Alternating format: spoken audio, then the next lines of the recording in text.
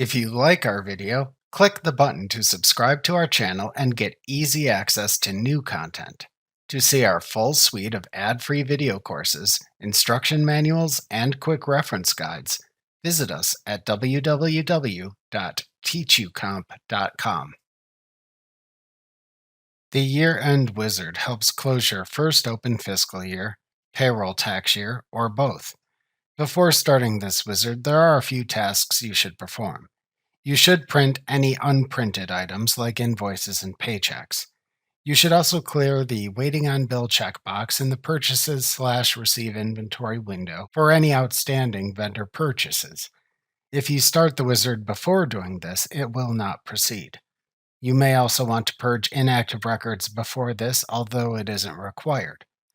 Also, since this process takes a long time to run, it is recommended you do it at the end of the business day. Also, ensure all other applications are closed before you begin. In the Year-End Wizard, you read the screens and answer any questions to give it the information it needs. When finished with the screen, click the Next button to continue to the next screen. You can click the Back button to return to a previous screen to change your answers if needed. To close your first open fiscal year, payroll tax year, or both by using the Year-End Wizard in Sage 50 Accounting, select Tasks, System, Year-End Wizard from the menu bar. The first screen in the Year-End Wizard is the Welcome screen, which tells you the date range of the two open fiscal and payroll tax years. Click the Next button to continue to the Close Options screen, which asks which years to close. Depending on the available options, you can close either the displayed fiscal year, the displayed payroll tax year, or both. Both options may not be available depending on the structure of your fiscal and payroll tax years. The wizard will tell you what it thinks is the correct choice. Select the correct option, and then click the Next button to continue. If you still have unprinted items waiting to be printed for the year you are trying to close, Sage 50 opens the Unprinted Items window. You should print any unprinted items, as you cannot do this after closing the year. The next screen is the Report screen. To ensure a proper audit trail for your company, Sage 50 recommends printing all fiscal year-end reports. Check or uncheck the checkboxes for the reports to print or not print. To check or uncheck all reports, use the Check All and Check None buttons at the right side of the screen. When you click the Next button to continue, all the selected reports will print to your default printer. So, you should check for toner and add paper if needed. If using Sage 50 Premium Accounting or higher, the next screen recommends you run the Internal Accounting Review. To run it, click the Internal Accounting Review button. Otherwise, click the Next button to continue.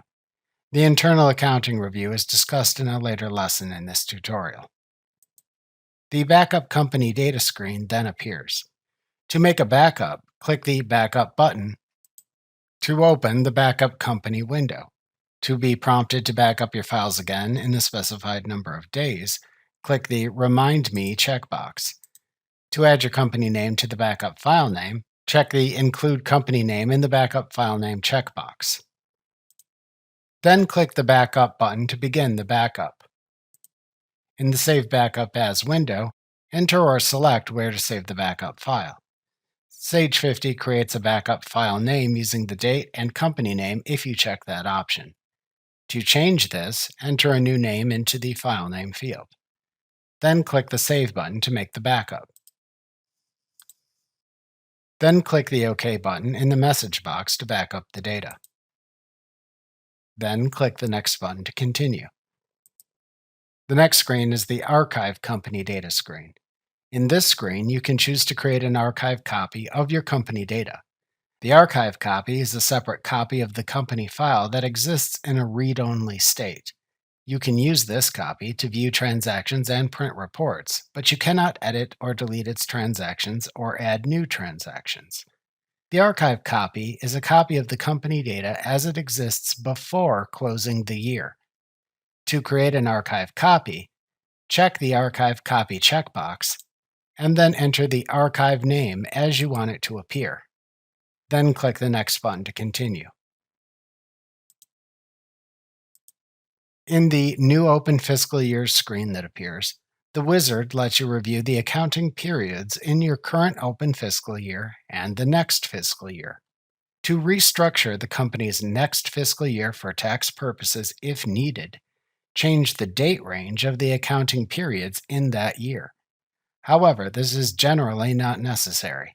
If in doubt, check with your accountant before making the changes. You can click the Current Fiscal Year option to see the ranges of the current open fiscal year.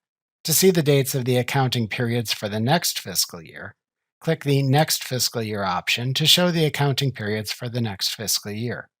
To change the end dates of any displayed accounting periods, click the Accounting Period to change. In the To column, type or select a new date.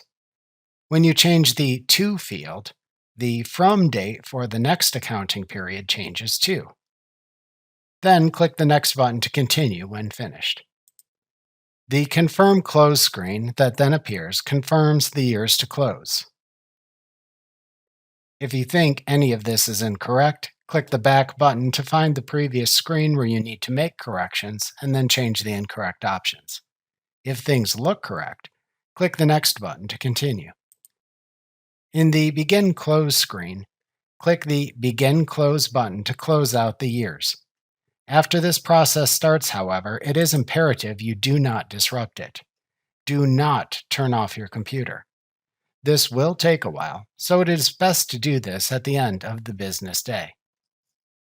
When finished, the Congratulations window appears, showing a summary of the information closed and the new accounting period information. To finish the process, click the Finish button.